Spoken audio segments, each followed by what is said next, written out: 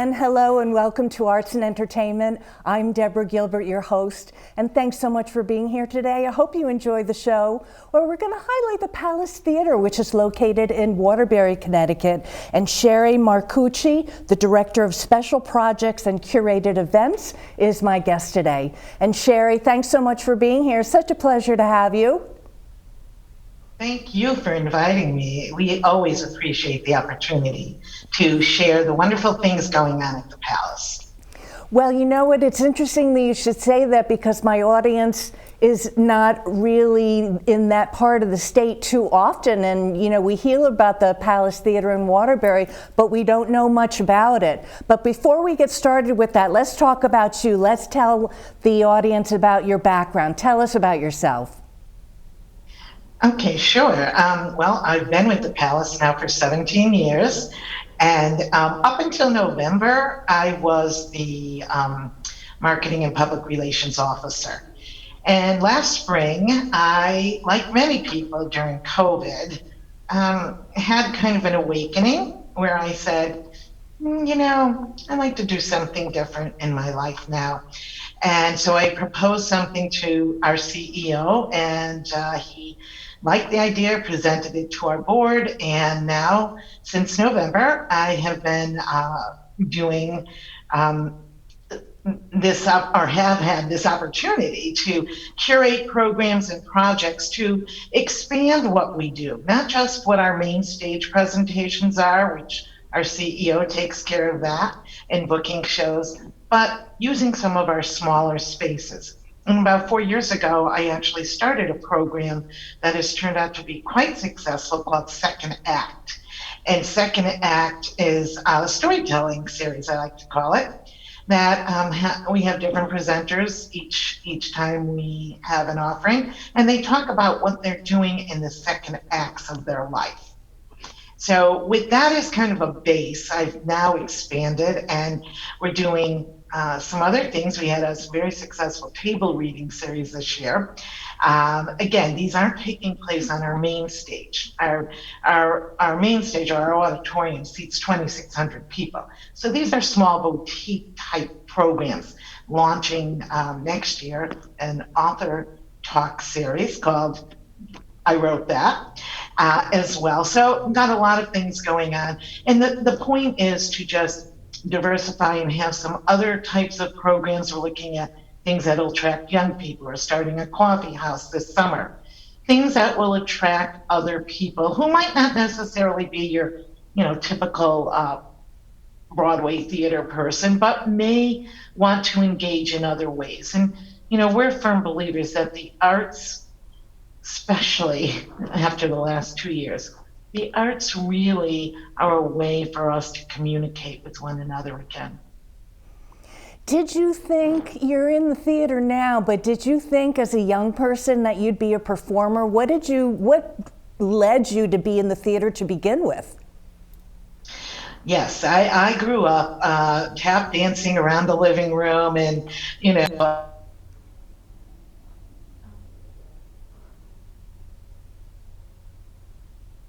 all kinds of theater, and that my goal was, I thought I would become an actress, but, you know, life did get in the way, and I didn't pursue that then, professionally anyway.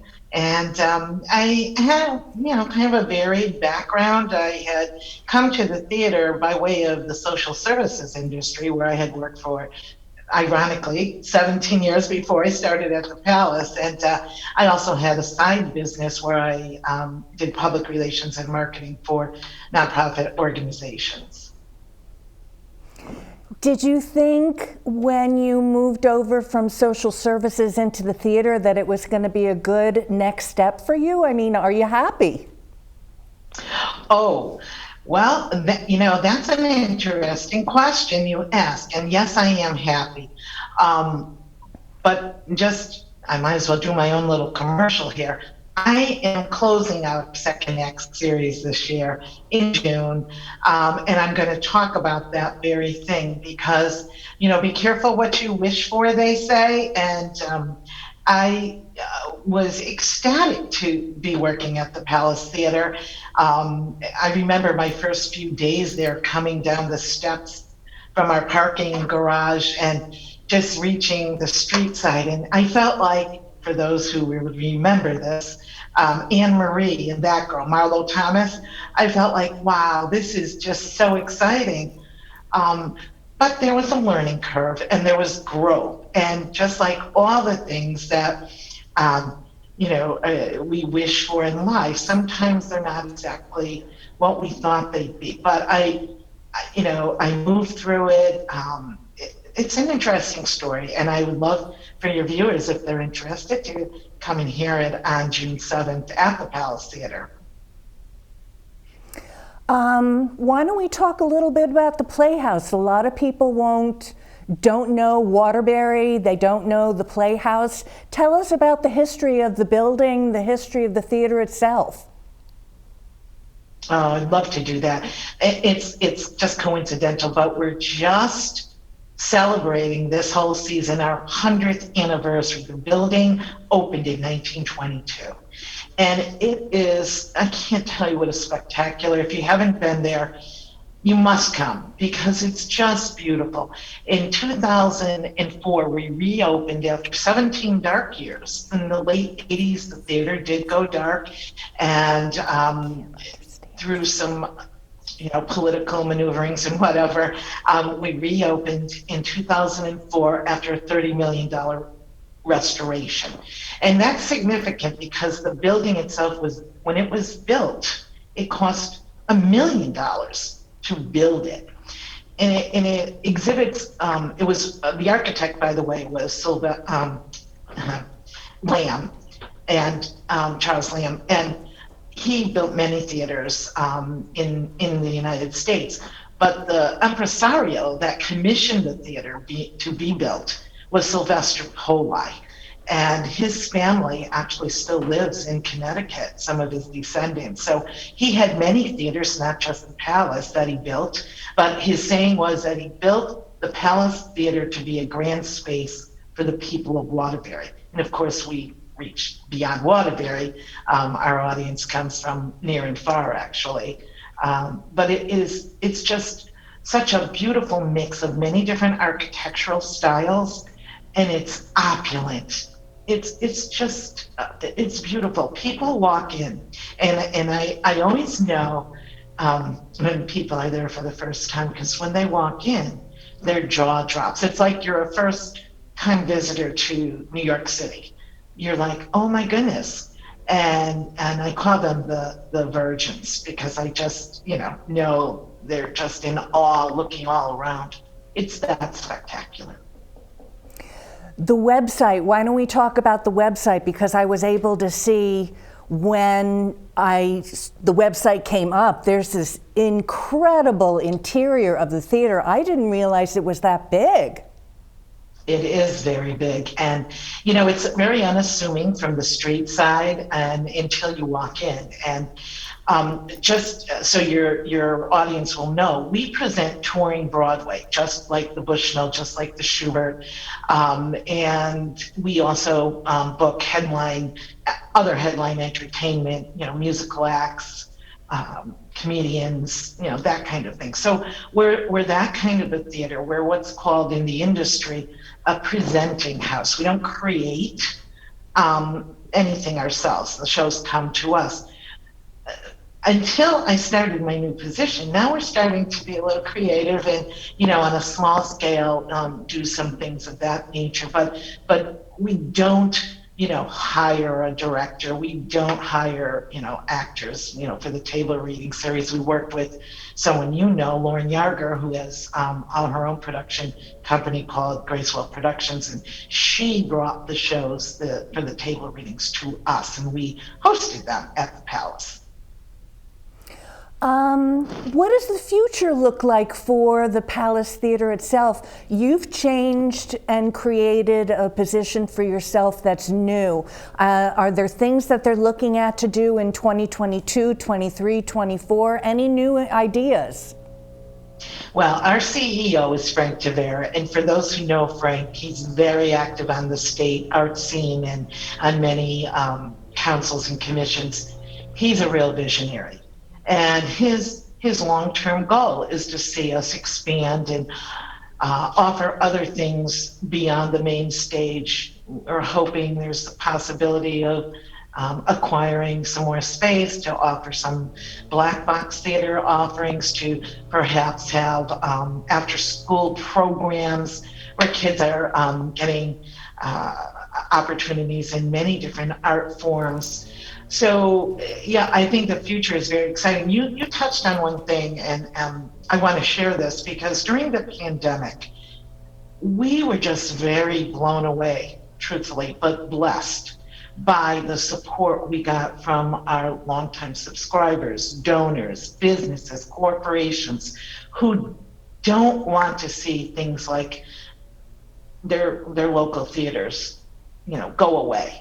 And I can't tell you how heartening it was to get that kind of support during a time when, there was so much negativity and so much bad news. And yet, and that speaks to not just the Palace Theater in Waterbury, Deborah, but it speaks to how important the arts are. Live theater, the ability to communicate feelings. I mean, that is so important to us as humans.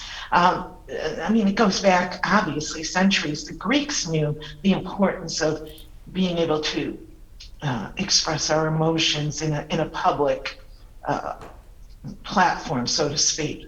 And can you imagine what life, we all went through it on some level during the worst part of the pandemic, what it was like to not have that opportunity, to not be able to share in a communal space the humanity that we're all part of. Well, let's hold that thought. I'm Deborah Gilbert. You are tuned into Arts and Entertainment. We're going to take a break. We'll be right back. Information is power, especially in times of uncertainty. In the age of 24/7 breaking news headlines, viral tweets, and social media rumors, we all need to take extra steps to verify information before accepting and sharing what we read online. Whether inaccurate information is purposely posted to deceive or defraud individuals or shared unknowingly by people who believe it's true, misinformation can be dangerous. Is there a vaccine? Are certain blood types immune? Are additional stimulus checks coming? When will we open back up? Questions are expected, and they deserve accurate answers. We need you to rely on information from official sources and credible subject matter experts. For both Connecticut-specific information and federal resources, visit ct.gov/coronavirus. And welcome back to Arts and Entertainment. I'm Deborah Gilbert, your host. I hope that you are enjoying the show. Well, we continue to highlight the Palace Theater, which is located in Waterbury, Connecticut. And Sheree Marcucci continues to be my guest. And Sheree, with your position, what are some of the things that you're responsible for? What are the things that you want to grow the position to be like? Well, I'm pretty busy right now, and I have a lot that is planned to expand for next season. I talked about the Author Talk series that will launch in the fall, and second act, of course, will continue. I'm actually looking for people right now to be presenters for next season. If anybody is interested, you can go to our website, palacetheaterct.org.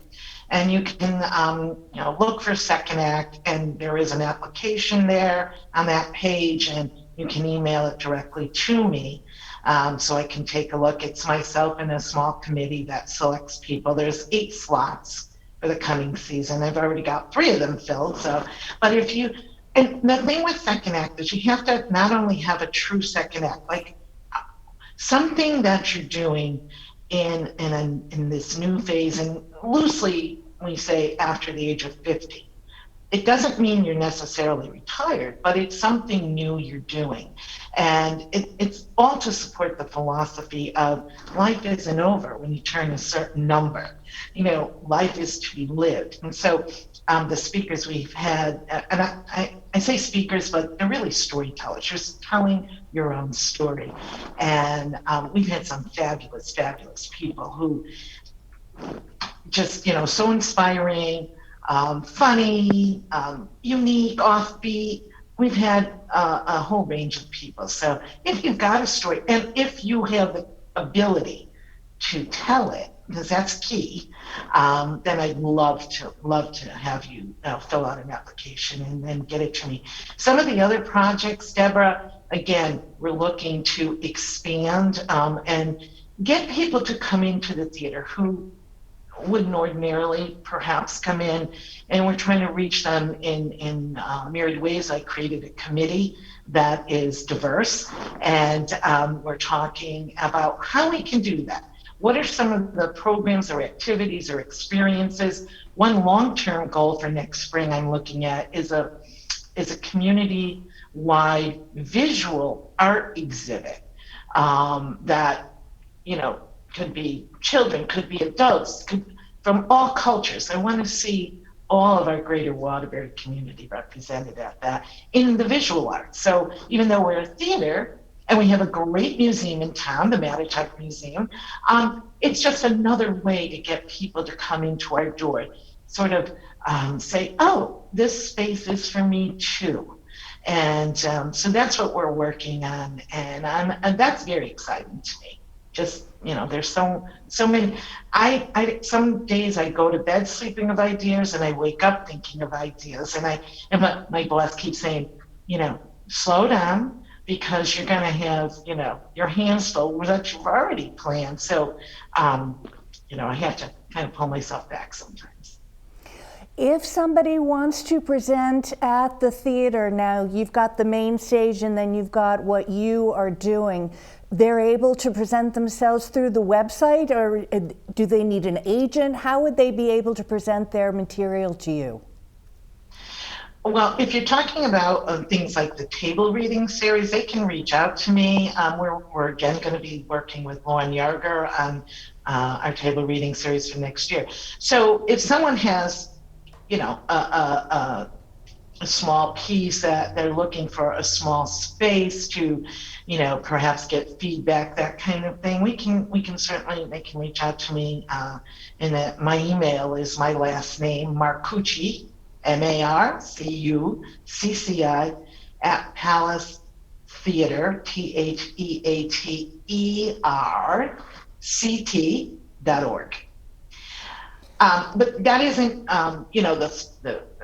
there's some of that going on, but there are some other things going on as well that are under my purview now that I'm helping to bring to life. So I don't want to give the misinformation or that, with this full-blown producing house at this point. That is not the case.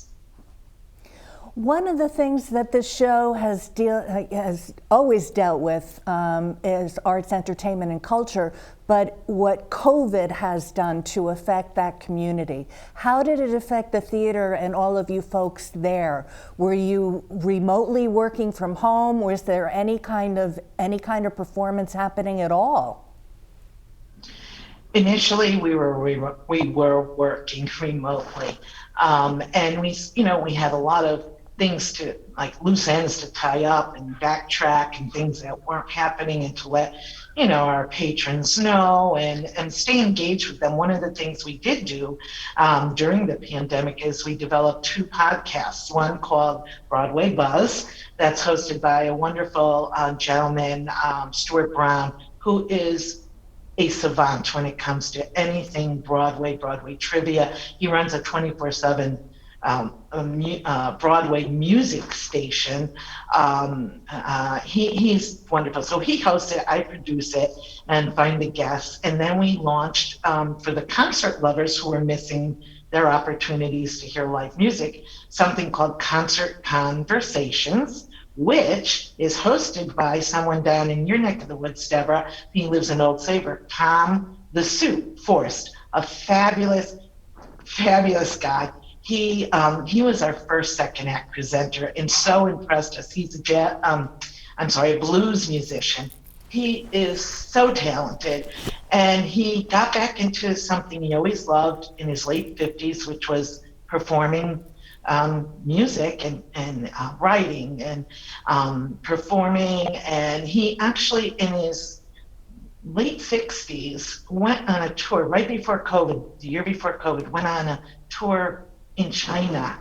And so his story, the first one, was just blew us away because, like, who does that? In your late 60s, you're like, oh my God, can I move that quick anymore? Some of us. But he was phenomenal, and he's a great guy. So he hosts our podcast called Concert Conversations, where we've highlighted Connecticut-based musicians, some who and are famous, and some who are local and perform locally and throughout Connecticut and the Eastern Seaboard. So that was one way. Those were two ways, actually, and we're continuing to do those, but to stay engaged with our patrons. Stuart Brown happened to be a guest on the program, so I was able to hear about the podcast. Do you think technology is here to stay with your offerings there besides theatrical presentations? Do you mean, will we engage with things like Zoom, streaming shows and that kind of thing? Yes, I mean, are you still doing the podcast, or did that end? No, we're still doing them because there's definitely a value to them. We've reduced the frequency a little bit just because I've gotten very busy with some of these other things, and people are back in the theater. We're so happy. This has been our first full season, resumed in September, and our Broadway series began. And I'm so excited because we have a fabulous Broadway series that we just announced for next season.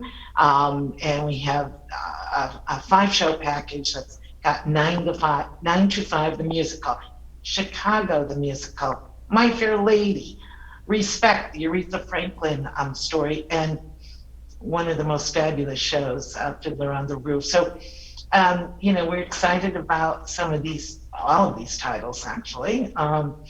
And what's interesting is, we present, as I said, touring Broadway, and touring Broadway has had to take a step and kind of regroup too. So sometimes the availability of shows might not be what it had been in years past, but this season that's been put together by Frank Tavera, our CEO, is just, I think it's off the charts. I think it's a great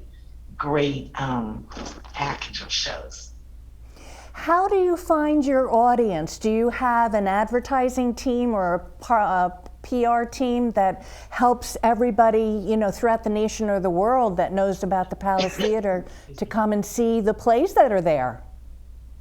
Well, as we talked about earlier, for 17 years, I was the marketing officer, and a wonderful woman has replaced me, and we are working well together, Andrea Nyquist. And and then we have social media. We have a team, a marketing team, and a designer, and a whole kind of little department whose role it is to let people know what's going on at the Palace. And I'm happy to say, just in the way things have been since September and the shifts that have occurred, things have just ramped up so wonderfully. And I talked about being in that position for 17 years. It was time for me to move on. It was time for me to allow some new things, not to allow, but just kind of, when you fulfilled what you can do, and now you want to give it to someone else to bring it to another level. And I'm happy about that. I'm delighted, actually. And for me, it really allowed me to do the things that bring me the most joy and use my real strengths. And I think my real strengths are networking, vision, creating, and bringing things to life. So sometimes you don't see, when you're in a valley of sorts, and we've all been in a valley the last 2 years throughout the pandemic in many, many different ways. Some of us truly tragically affected, and some of us just had time to say, here's my life. Where do I want my life to be? Those kinds of things. And so being in that valley sometimes is not so bad, because if you can grow something in that valley, it's been worthwhile. Well, we are starting to run out of time. Any closing thoughts for the viewers? I would just invite you to come and see the Palace Theater. We give wonderful tours. Our tours are second to none. I have to tell you, our tour team is phenomenal. Most of them are volunteers. It's a $5 fee to take a tour. It's the best deal in the state, I would venture to guess, and people are blown away by it. It's very not only informational, not you get a lot of knowledge, but it's entertaining. And let's face it, we're a theater. We have to be entertaining. That's what we do. Okay, well, thank you so much for being here today. It's been such a pleasure. And I'm Deborah Gilbert. You've been tuned into Arts and Entertainment. If you'd like to be a guest or if you'd like to volunteer, please be in touch with me. I'm at artsandentertainment@mail.com. Well, I hope you have a super day. Thanks for tuning in. I'll see you next time.